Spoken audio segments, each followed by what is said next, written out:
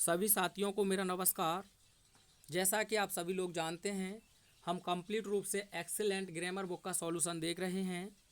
तो आज हम ट्रांसफॉर्मेशन ऑफ सेंटेंसेज के अंतर्गत जो एक्सरसाइज 6 से पूछी गई है, इसका कंप्लीट रूप से सॉल्यूशन देखेंगे, जिसमें आपको निर्देश दिया है transform the following sentence from negative to affirmative, यानी आ रहे नकारात्मक वाक्यों को स्वीकारात्मक वाक्यों में परिवर्तित कीजिए। तो पहला क्वेश्चन देखिए, they did not find the road very bad, यानी कि उन्होंने सड़क को बहुत बुरा नहीं पाया। तो दोस्तों यहाँ आप एडजेक्टिव आपको देखने को मिले तो उसका आप एंटोनियम्स लिख सकते हैं। तो आप कैसे कहेंगे हिंदी में, उन्होंने सड़क को बहुत अच्छा पाया। तो आप सबसे पहले लिखेंगे दे, उसके बाद आपको लिखना है वाव। अब नेगेटिव तो आपको बनाना नहीं है तो नॉट हटेगा। अब दोस्तों नॉट हटेगा तो इंट्रोगेटिव में आप केवल डिड को यूज कर सकते हैं, तो डिड हट जाएगा। तो आपको फाइंड का सेकंड फॉर्म लिखना होगा फाउंड। फाउंड अफर्मेटिव हो जाएगा पास्ट इंडेफिनिट का। उसके बाद आप लिख देंगे द रोड वेरी वेरी, अब यहाँ हो जाएगा गुड, यानी उन्होंने सड़क को बहुत अच्छा पाया। बैड का एंटोनियम्स आपने लिख दिया गुड। अगला क्वेश्चन देखिए, he is not so rich as his brother, वह उतना धनी नहीं है जितना कि उसका भाई। जब आपको ऐसा स्ट्रक्चर देखने को मिले अफर्मेटिव सेंटेंस में, सब्जेक्ट नंबर फर्स्ट हो, उसके बाद लिंकिंग वर्ब आपको दिया हो, उसके बाद आपको नॉट दिया हो, उसके बाद आपको शो दिया हो, उसके बाद पॉजिटिव डिग्री का आपको एडजेक्टिव दिया हो दोस्तों, और उसके बाद एज दिया हो और सब्जेक्ट नंबर सेकंड दिया हो। तो आपको नेगेटिव बनाना है तो सबसे पहले आप सब्जेक्ट नंबर सेकंड को लिखेंगे, उसी के अकॉर्डिंग आप लिंकिंग वर्ब का यूज करेंगे। जो पॉजिटिव डिग्री दिया है इसी को आप कंपैरेटिव डिग्री में चेंज कर देंगे, ठीक है। उसके बाद आपको देन का यूज करना होगा। किसका यूज करना होगा? देन, THAN, और लास्ट में आप लिख देंगे सब्जेक्ट नंबर फर्स्ट। तो ध्यान रखना है, सब्जेक्ट फर्स्ट हो, लिंकिंग वर्ब हो, नॉट हो, सो और पॉजिटिव डिग्री का एडजेक्टिव, एज और सब्जेक्ट नंबर सेकंड। तो नेगेटिव बनाने के लिए सबसे पहले सब्जेक्ट नंबर सेकंड को लिखेंगे, उसके बाद लिंकिंग वर्ब लिखेंगे, उसके बाद आपको पॉजिटिव डिग्री के एडजेक्टिव को कंपैरेटिव डिग्री के एडजेक्टिव में चेंज कर देना है। उसके बाद कंपैरिजन करने के लिए आप कंजंक्शन THAN देन का यूज करेंगे और अंत में सब्जेक्ट नंबर फर्स्ट। आइए कैसे बनेगा ये। तो यही स्ट्रक्चर है, सब्जेक्ट फर्स्ट है, लिंकिंग वर्ब है, नॉट है, सो है, रिच है, एज है और his brother subject number second. तो सबसे पहले सब्जेक्ट नंबर सेकंड को ही हटाएं। तो आप लिखेंगे हिज ब्रदर, इसके अकॉर्डिंग भी इज ही रहेगा। अब नॉट आपका हट जाएगा, कंपैरेटिव बनाएंगे किसका? रिच का, तो हो जाएगा रिचर। दोस्तों एक ही बार में पढ़ रहे हैं तो ER आप सुफिक्स कर देंगे। उसके बाद कंजंक्शन कंपैरिजन करने के लिए देन का यूज करेंगे। उसके बाद आपके पास बचेगा ही, full stop. He is, his brother is richer than he, यानी उसका भाई उससे अधिक धनी है।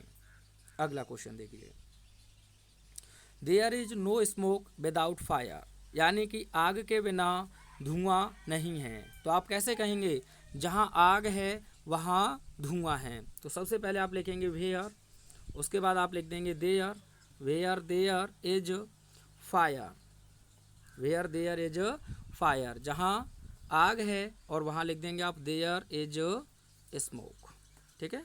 इस प्रकार से आपका अफर्मेटिव हो जाएगा। तो ध्यान क्या रखना है, अगर ऐसा सेंटेंस हो आपका जो विदाउट से जुड़ा हो और नो आया हो, तो सबसे पहले आप वेयर लिखेंगे, उसके बाद देयर लिखेंगे, लिंकिंग वर्ब इज हो जाएगा, उसके बाद आप नाउन लिख देंगे जो है फायर, उसके बाद देयर लिखेंगे, फिर लिंकिंग वर्ब लिखेंगे और जो दूसरा है नाउन उसे भी लिख देंगे। तो वेयर देयर इज फायर, जहाँ आग है, देयर इज स्मोक, वहाँ धुआं है। जैसे आपने सुना हो, जहाँ जल है वहाँ जीवन है।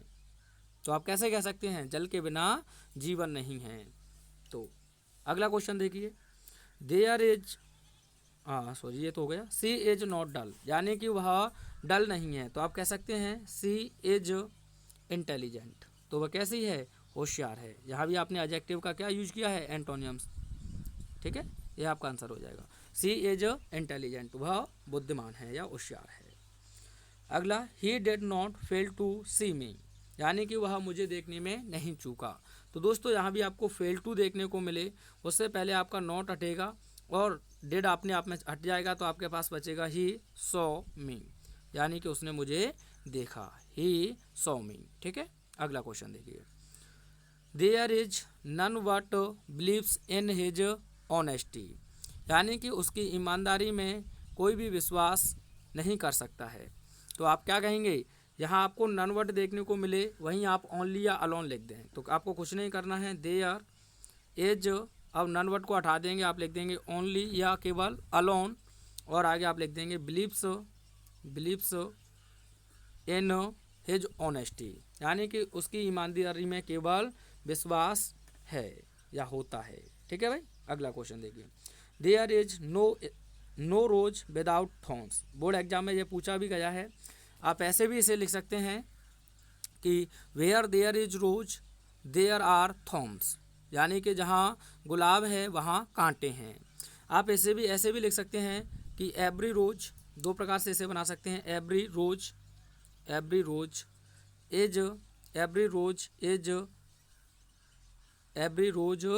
इज थॉर्न्स, एज नहीं दोस्तों, हैज लगाना होगा पोजीशन के लिए, सॉरी। आपको क्या लिखना होगा, हैज थॉर्न्स। ऐसे भी आप बना सकते हैं, यानी कि प्रत्येक गुलाब में कांटे होते हैं। Every rose has thorns. आप ऐसे भी लिख सकते हैं। वैसे बोर्ड एग्जाम 2022 में ऐसे ही आपको क्वेश्चन दिया था। क्वेश्चन था every rose has a thorn, लेकिन आपको नेगेटिव बनवाया था। तो नेगेटिव में कैसे लिखेंगे आप, there is no rose without a thorn. तो ऐसे ही आपको यहाँ ध्यान रखना है। आप इसे ऐसे भी लिख सकते हैं, where there is rose there are thorns. ठीक है, जहाँ गुलाब है वहाँ कांटे हैं। या ऐसे भी आप लिख के आ सकते हैं, एवरी रोज हैज थॉर्न्स, यानी कि प्रत्येक गुलाब कांटे रखता है, अर्थात प्रत्येक गुलाब में कांटे होते हैं। अगला question, he will never be forgotten, यानी कि उसे कभी भी नहीं भुलाया जाएगा। तो आप कैसे कहेंगे, उसे हमेशा याद रखा जाएगा। तो ही विल, नेवर को आप हटाएंगे, एवर में बदल देंगे या ऑलवेज में, उसके बाद भी, और फॉरगॉटन का आपका एंटोनियम्स हो जाएगा रिमेम्बर्ड। क्या हो जाएगा, रिमेम्बर्ड। ठीक है दोस्तों, यानी कि उसे हमेशा याद रखा जाएगा। ही विल एवर या ऑलवेज बी रिमेम्बर्ड। अगला क्वेश्चन देखिए, the knife is not blunt, यानी कि जो चाकू है वह भौंतरा नहीं है। तो कैसे कहेंगे आप, यहाँ एंटोनियम्स लिखेंगे ब्लंट का, तो शार्प हो जाएगा। द नाइफ इज शार्प, यानी कि चाकू पैना है। The knife is sharp. अगला देखिए, I am not richer than he is, यह तो पहले पर ही आ गया।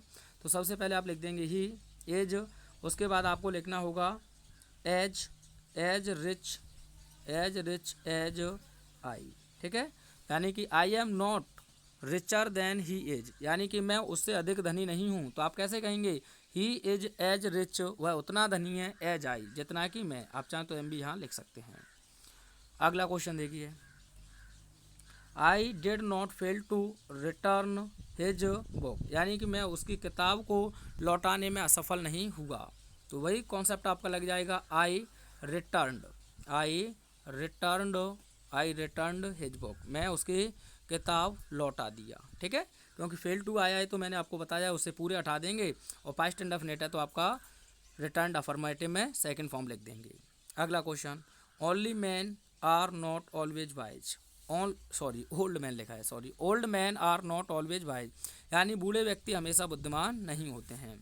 तो आप कैसे कहेंगे, ओल्ड मैन हमेशा मूर्ख नहीं होते हैं, मूर्ख होते हैं, यही कुछ निकलेगा ना। तो आप कैसे लिखेंगे, ओल्ड मैन आर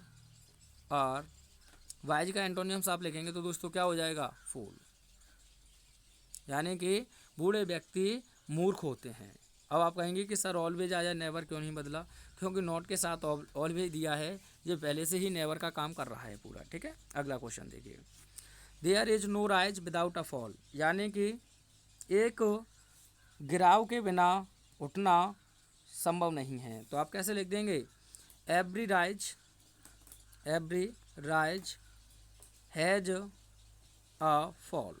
ठीक है, तो आप every rise has a fall, यानी कि प्रत्येक राइज यानी कि प्रगति में गिरना है। और दूसरे प्रकार से आप ऐसे लिख सकते हैं, where there is rise there is fall. अगला क्वेश्चन देखिए, I am so industrious as he as, मैं उतना ही परिश्रमी हूँ जितना कि वह। तो आप कैसे कहेंगे, वह मुझसे अधिक परिश्रमी है, मैं उतना परिश्रमी नहीं हूँ जितना कि वह। तो ही इज मोर, कंपेरेटिव में चला जाएगा, he is more industrious, industrious, उसके बाद आप लिख देंगे देन आई, ठीक है। He is more industrious than I, वह मुझसे अधिक परिश्रमी है। अगला question, none but a coward would flee from his duty, यानी कि एक कायर के अलावा कोई भी व्यक्ति अपने कर्तव्य से नहीं भागेगा। तो नन बट आया है तो आप ओनली या अलोन का यूज कर देंगे शुरू में ही, ओनली या अलोन। उसके बाद आगे लिख देंगे अ कावर्ड, अ कावर्ड आगे लिख दें would flee from his duty, केवल या अकेला एक कायर ही अपने कर्तव्य से भागेगा। अगला क्वेश्चन है, डू नॉट टेल अ लाई, झूठ मत बोलो, तो सत्य बोलो, तो आप लिख देंगे speak the truth, speak the truth.